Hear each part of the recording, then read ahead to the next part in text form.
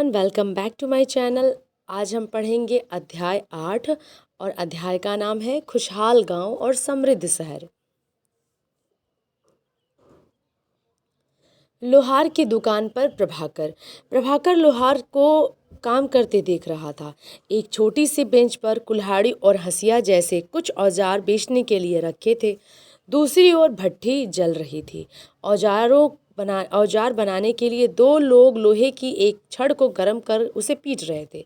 प्रभाकर को ये सब बड़े मज़ेदार लग रहा था। लोहे के औजार और खेती। लोहे का प्रयोग आज एक आम बात है। लोहे की चीज़ें हमारी रोज़मर्रा की ज़िंदगी का हिस्सा बन गई हैं। इस उपमहाद्वीप में लोहे के प्रयोग लगभग 3000 साल पहले शुरू हुआ। महापाषाण कब्रों में लोहे के औजार और हथियार बड़ी संख्या में मिले हैं और ये आप अध्याय 4 में पढ़ चुके हैं। करीब 2500 वर्ष पहले लोहे के औजारों के बढ़ते उपयोग का प्रमाण मिलता है। इनमें जंगलों को साफ करने के लिए कुल्हाड़ियाँ और जुताई करने के लिए हलों के फाल शामिल हैं। अध्याय 5 में तुमने पढ़ा कि लोहे के फाल के इस्तेमाल से कृषि उत्पादन बढ़ गया।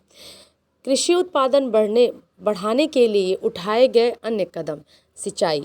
समृद्ध गांवों के बिना राजाओं और उनके राज्यों का बने रहना मुश्किल था।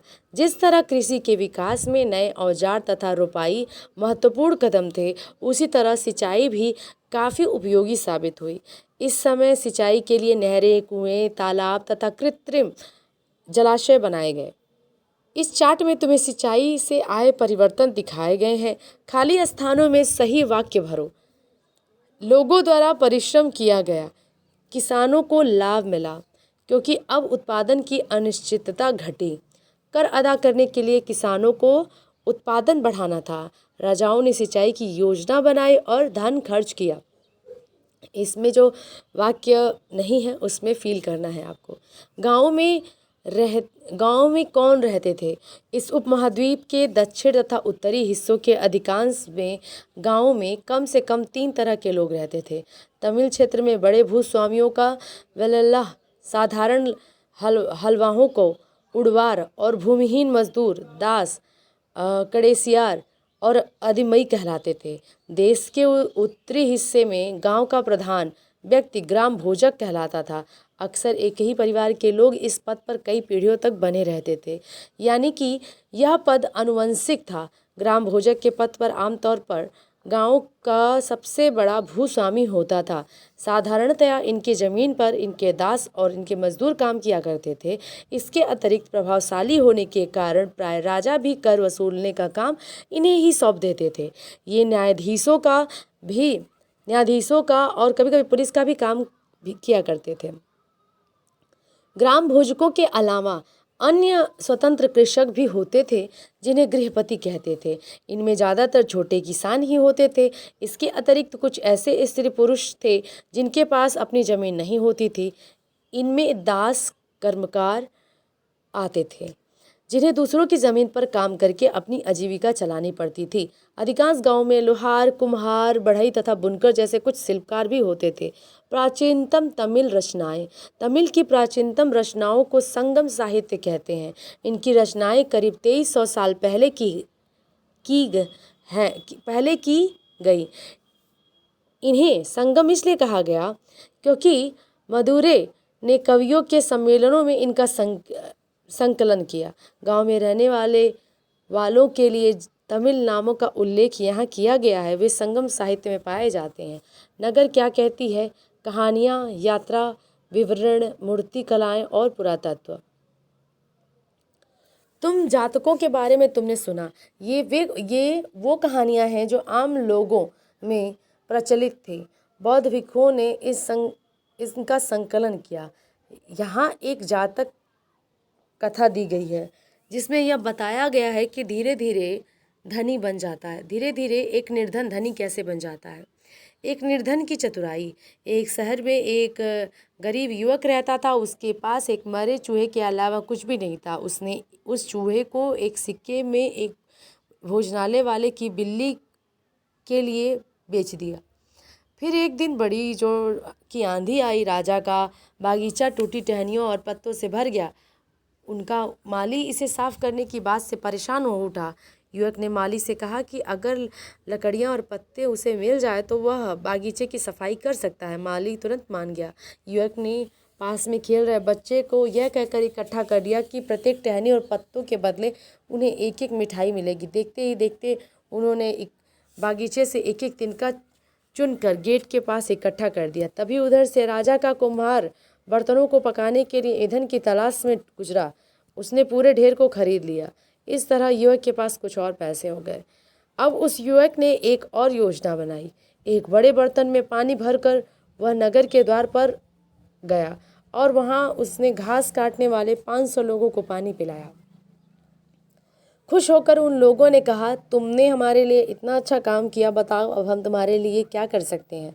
उसने कहा, मैं आपको यह तब बताऊंगा जब मुझे आपकी सहायता की ज़रूरत होगी।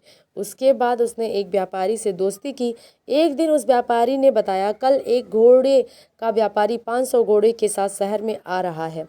यह सुनकर उस युवक ने घास काटने वाले के पास जाकर कहा, कृपया तुम सब एक एक घास का गट्ठर मुझे दे दो और अपनी घास तब तक मत बेचो जब तक मेरी न बिक जाए।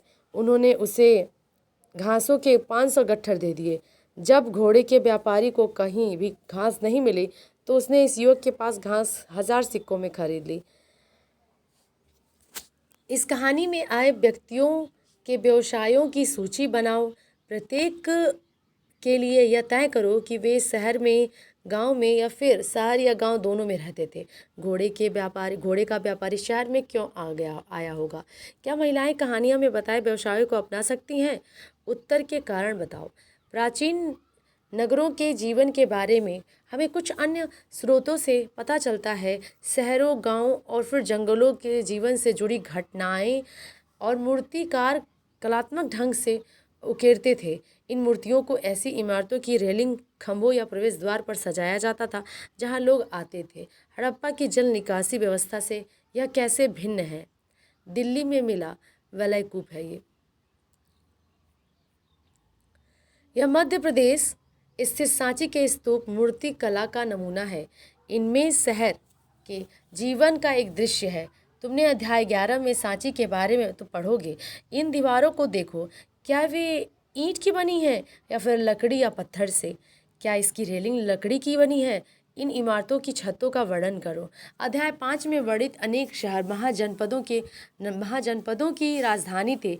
जैसे कि तुमने पढ़ा, इनमें से कुछ शहर परकोटों से घिरे होते थे। जैसे कि तुम ऊपर से चित्र देख रहे हो, अनेक शहरों में वलयकूप मिले हैं।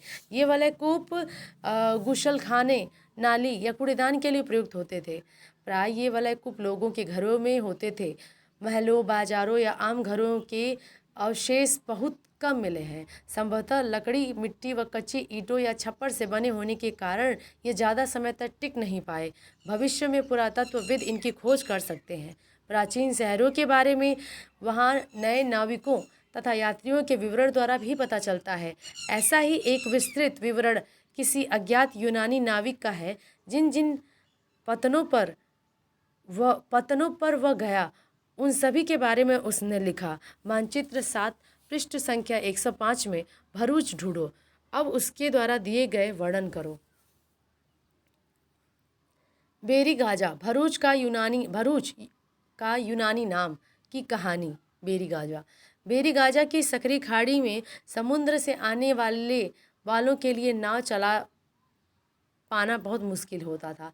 राजा के द्वारा नियुक्त कुशल और अनुभवी स्थानीय मछुआरों की यही जहाज ला सकते थे, केवल वही ला सकते थे। बेरीगाजा में शराब, तांबा, टीन, सीसा, मूंगा, पुखराज, कपड़े, सोने और चांदी के सिक्कों का आयात होता था। हिमालय की जड़ी बूटियां, हाथी दांत, गोमेद, कर्निलियन, सूती कपड़ा, रेशम तथा इत्र यहाँ से निर्यात किए जाते थे।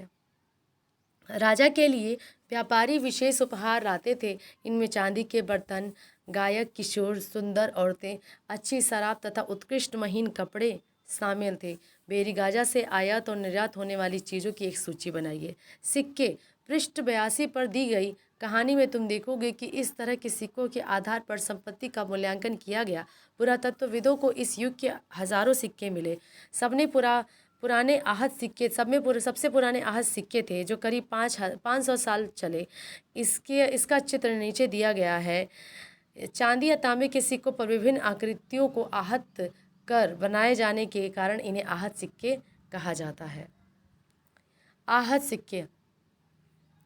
सिक्के सामान्यतः आयताकार और कभी कभी वर्गाकार या गोल होते थे। ये या तो धातु के चादर को काटकर या धातु के चपेट गोलिकाओं से बनाए जाते थे। इन सिक्कों पर कुछ लिखा हुआ नहीं था, बल्कि इन पर कुछ चित्र ठप्पे से बनाए जाते थे, इसलिए ये आहत सिक्के कहलाते थे।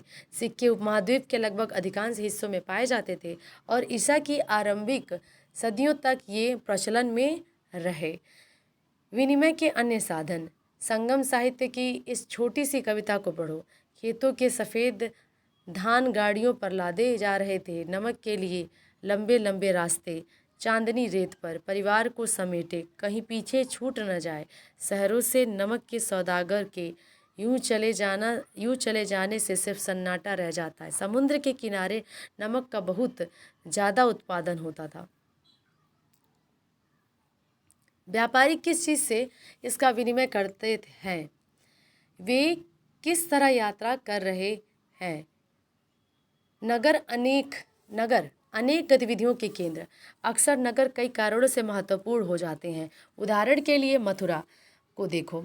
यह 2500 साल से भी ज़्यादा समय एक महत्वपूर्ण नगर रहा, क्योंकि यह यातायात और व्यापार के दो मुख्य रास्ते पर स्थित है। इनमें से एक रास्ता उत्तर पश्चिम से पूरब की ओर, दूसरा उत्तर से दक्षिण की ओर जाने वाला शहर था। शहर के चारों ओर किलेबंदी थी। इसमें अनेक मंदिर थे। आसपास के किसान तथा पशुपालक शहर में रहने वाले लोगों के लिए भोजन जुटाते थे। मथुरा बेहतरीन मूर्तियों के बनाने का केंद्र था। लगभग 2000 साल पहले मथुरा कुषाणों की दूसरी राजधानी बनी। इसके बारे में तुम अगले अध्याय में पढ़ोगे। मथुरा एक धार्मिक केंद्र भी रहा है। यहाँ बौद्ध विहार और जैन मंदिर हैं। यह कृष्ण भक्ति का एक महत्वपूर्ण केंद्र था। मथुरा में प्रस्तर खंडों तथा मूर्तियों पर अनेक अभिलेख मिले हैं।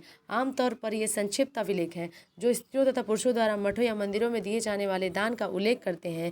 प्राय शहर के राजा रानी, अधिकारी, व्यापारी तथा शिल्पकार इस प्रकार के दान करते थे। उदाहरण के लिए मथुरा में अभिलेखों में सुनारों, लोहारों, बुनकरों, टोकरी बुनने वाले, माला बनाने वाले और इत्र बनाने वालों का उल्लेख मिलते हैं। शिल्प तथा शिल्पकार। पुरास्थलों से शिल्पों के नमूने मिले हैं। इनमें मिट्टी के बहुत ही पतले और सुंदर बर्तन मिले हैं, जिन्हें उत्तरी काले चमकीले पात्र कहा गया है, क्योंकि ये ज़्यादातर उपमहाद्वीप के उत्तरी भाग में मिले हैं। ध्यान रहे कि ये अन्य दूसरे शिल्पों के अवशेष नहीं बचे होंगे। जैसे कि विभिन्न ग्रंथों से हमें पता चलता है कि कपड़ों का उत्पादन बहुत महत्वपूर्ण था। उत्तर में वाराणसी और दक्षिण में मदुरै इसके प्रसिद्ध केंद्र थे। यहाँ स्त्री पुरुष दोनों काम करते थे। अनेक शिल्पकार या व्यापारी अपने अपने संघ बनाने लगे, जिन्हें श्रेणी कहते थे। शिल्पकारों की श्रेणियों को काम प्रशिक्षण देना, कच्चा माल उपलब्ध कराना तथा तैयार माल का वितरण करना, जबकि व्यापारियों के श्रेणियों में व्यापार का संचालन करती थी। श्रेणियाँ बैंकों के रूप में काम करती थीं, जहाँ लोग पैसे जमा रखते थे। इस धनराशि का निवेश लाभ के लिए किया जाता था। उससे मिले लाभ का कुछ हिस्सा जमा करने वाले को लौटा दिया जाता था और फिर मठ और धार्मिक स्थानों को दे दिया जाता था। उत्तरी काले चमके पात्र।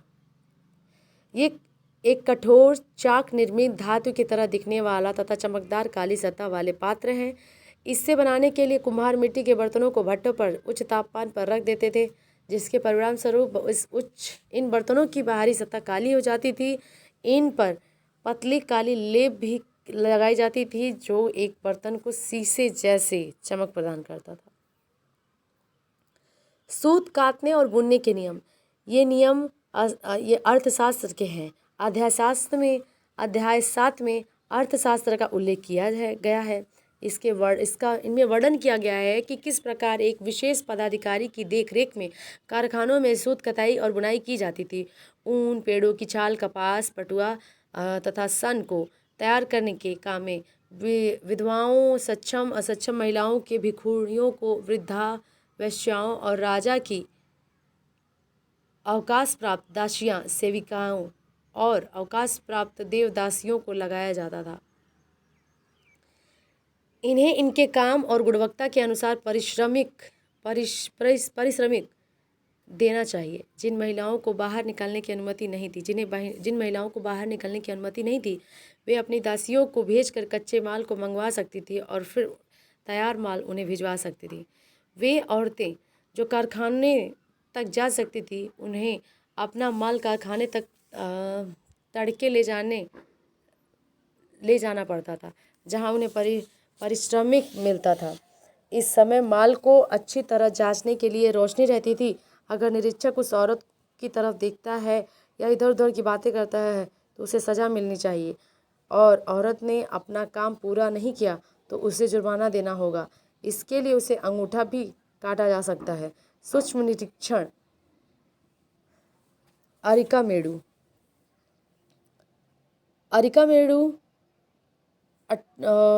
कहाँ है? मानचित्र 7 में पृष्ठ संख्या 105 में अरिकामेडु पुदुचेरी में ढूंढो।